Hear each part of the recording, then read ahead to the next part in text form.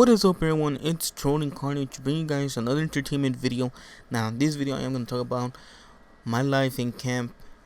How was it for me? What I experienced in there, and I'm about to tell you guys that it was a crazy ass ride because I had to be transferred from East Lake to Sylmar, from Sylmar to Malibu, which was a camp I was in. If you guys remember seeing that movie Green Iron Gang, that's where I was located at. In that same camp, but there's two camps in there. There's Kilpatrick's, the ones that you guys saw in the movie, and then the other one next door, which is Camp Miller. And I was there, and then that's crazy because I get there, I get to Camp Miller, I'm chilling with the staff because they're telling me the rules and everything. They're telling me who's my PO and everything. So I'm chilling and I understood the rules and everything. So I walk out, and everybody knows who you are already. And that's the thing I learned about juvenile hall and camp, that everybody knows who you are. You don't even gotta say your name, but they just wanna clarify it if that's really you and if that's where you're really from, because everybody knows who you are before you even know who before you even opening your mouth to them, you know. And that's the crazy shit about jail, juvenile hall, and camp.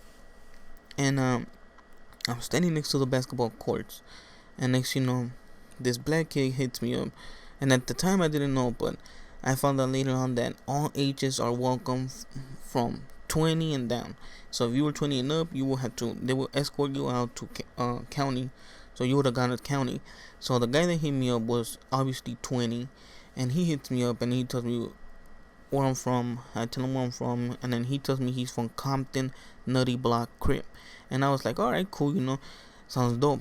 And then his other Crip friends started hitting me up, and then on the back you could see the Hispanics approaching me, creeping up and trying to hit me up, and they all hit me up. We exchanged words because they were my enemies, and that's it, right? So on the corner of my eye, I see a tall white kid approaching me. He hits me up. He tells me he's from Aryan Brotherhood, and at the time I didn't know what the fuck it was. I was clueless. I didn't know who or what, how, because I didn't even question it. As long as he didn't diss me, it was all good. Because that's the thing about me. If you don't diss the hood I am, as soon as I tell you where I'm from, and then we good. Because I won't diss you. But if you diss me, I'll try to diss you back, even though I never heard of you. I'll try to make up something funny right there. So every brotherhood was brought up, and he didn't diss me. And it's crazy because when I got out and I saw that shit on Gangland, I saw that they were racist and shit. This motherfucker was not racist. This motherfucker never called me, hey, Beaner, or hey, Wetback, where you from? You know, he just told me, hey, dude, where you from? And it's crazy because he was outnumbered if you would have tried to clown on a Hispanic kid, because he was the only white kid surrounded by blacks and Hispanics. And that's the thing I tripped out. And he ended up being a cool neutral kid. That's what I could say about him. But he wasn't my friend. He was just a short conversation with him, because people started seeing me shit, and they started making up shit. Same thing with the pretty boys. They start see the pretty boys. If the people that didn't bang or were not affiliated with gangs, they really pretty much couldn't hang out with no one. You know what I'm saying? Because if they hang out with a certain gang and then rumors start spreading out saying, oh, he's his future, or he's trying to get in and stuff like that. So the pretty boys didn't really hang down with me. They would keep a short conversation with me. They would have never kept it big. And that's the thing I tripped out, because they never kept it like a long conversation with me. And I didn't really mind, because I was like, alright, that's cool, you know, short conversation. That's cool, you know. They won't distract me, and I'll pay. I'll do my time, and I won't be fucking around, and I won't be a fuck up and shit. And then next you know, he tells me, well, after he was done telling me about Aryan Brotherhood, he's done telling me. We all go inside the dorm, because we were about to take a shower, and the first couple of days and months were a little bit shaky, because I was still trying to get used to the timing and everything, because the time in Camp Miller and the time in juvenile hall were different. Even the bathrooms were different, the showers were different, and the time in Camp Miller, how it goes like this: from 4:50 you start waking up, By 5 we gotta shower. By 6 we gotta head out to our breakfast. By 7 we have to go to school. And from school there was time too. There was from 7 to 3:30 or 3. And it's crazy because my two classes that I had, again, I didn't really have no friends, so I'll do my own work. I'll pay attention, and I'll try to get straight A's because they told me whatever credit you do here is gonna affect you outside. So I said, all right, fuck it. So I didn't take that shit as a joke. I went ham on schoolwork and everything to try to get A's and shit. So I got A's through all that whole month, those 6 months I was there. And it's crazy because one of the classes I was in, they had working out equipment, so I would bust my ass and shit working out. They only gave us like 30 minutes to work out every day. 30 minutes. After that 30 minutes, we will go outside and play, which is recess. They told us to go play outside, and the pretty boys would try to play soccer because that's the only thing they would try to play. Because the people that were in gangs, they didn't really do much but just sit their asses on benches and talk and shit. And if it wasn't that, they would play. They will play. Shit. If you guys seen that movie American Me, where them fools are playing with the ball and they smack it on the wall and shit, which was called bola. That's what the enemies will play and shit. Cause again, remember, I'm by myself. Everybody in there is my enemy, so they will play bola, and I had no other choice but to play soccer, and I didn't mind playing soccer because I like soccer, and I was like I knew what's up with soccer, so I'll play soccer, and after that, time started being so slow for me though, so slow for me. So I told one of the staff, can I get a job? So they hooked me up with a job. And my job, I had to do different things and shit, so I didn't mind. So the staff hooked me up with a job, and then that made time go by fast, really fast. Cause you're killing time. You're not even focused. What time is it? You just focus on trying to do your job done as soon as possible, as quick as possible, and it's crazy because I got a massive respect from the staff. A lot of staff respected me because and whenever they needed something, I was there. I would never say no. I would say, yeah, hey, what you need? What's up? Let me know what okay. So I got a massive respect. And in jail, well, in camp, they don't call it respect. They call it juice. You have a gang of juice with the staffs.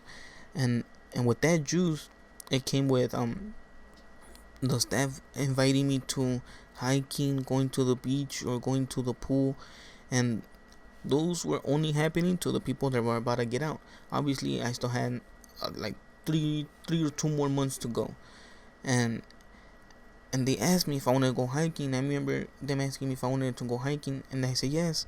And it felt so good going hiking, guys, because knowing that you're not handcuffed or handcuffs on your feet, you're like, damn, that shit feels good. You're like a free man, low key type of shit, and I enjoy hiking because it was like crazy shit. And Malibu is a nice place to be at, but the way we were at, it was in the mountains and shit, and it was just crazy. So I went hiking. I enjoyed it. I always thanked them. I never took nothing for granted. I always told them, you know what, thank you for inviting me and taking me to hiking with you guys. You shouldn't have.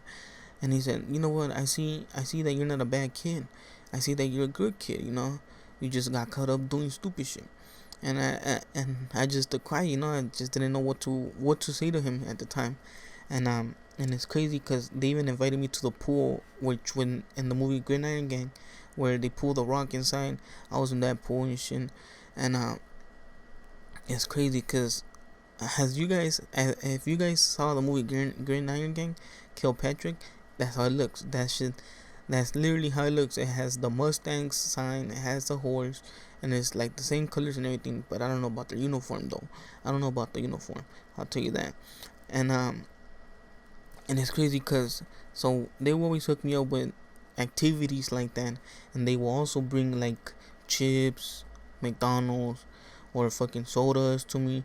Now, they would bring a gang of shit to me and shit, cause I had juice and people saw that I had juice, and that's what happens when you have juice. The staff hook you up with everything and with anything, and you could do pretty much somewhat of freedom when it was the staff's turn to take care of the whole dorm, and people will see that shit, that when it was time, cause I only like two, three staff in there that I had so much juice with.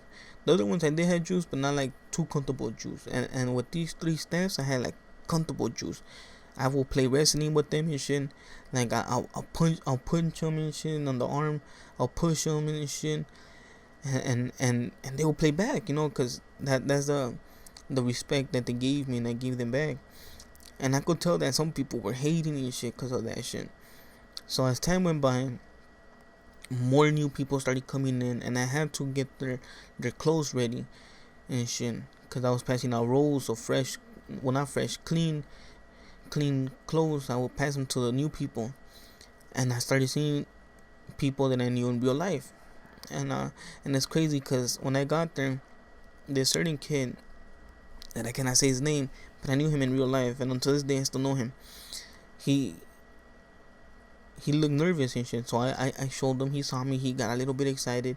When I say excited, I don't mean jumping and shit. He just put a grin on, a happy face on his mouth, because he's like, okay, someone that I know of, and that's the thing, that I showed him where was what and who was who and and what was what at.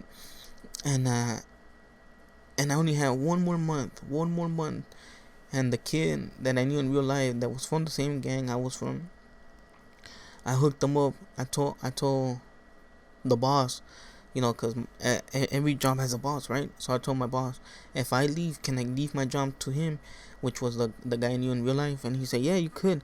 Just let me know when are you leaving and who you're leaving it up to. And I said, alright, sure. So when I left, I gave him my job, and he had my job. He did. Cause after he came out, he hit me up and told me, you know what? Thank you for your job. Thanks for the job opportunity and shit. It killed time. And I was like, yeah, don't even trip. And it's crazy, guys, cause the reason why I bring up these stories, or why I'm sharing these stories, is for you guys to learn something out of it. To not join gangs, cause they're gonna manipulate you. They're all the real thing about gangs is about, they're gonna use you.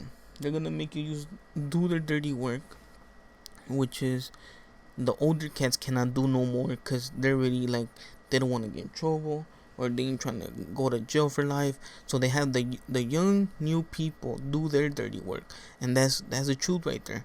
That's really true, guys. There's no friends, there's no gangs, and gangs are friends. Those motherfuckers are not gonna be there when you're in jail. They're not gonna visit you. The people that are gonna visit you is your parents, pretty much, and friends. They're just gonna manipulate you to do stupid shit, more stupid shit. Cause if you notice, friends only come when you have money, drugs, or something new, and they're there. But once you don't have shit, I guarantee you they're not there. They're not there. They're not there. That's why I say I don't have friends. I don't really have friends.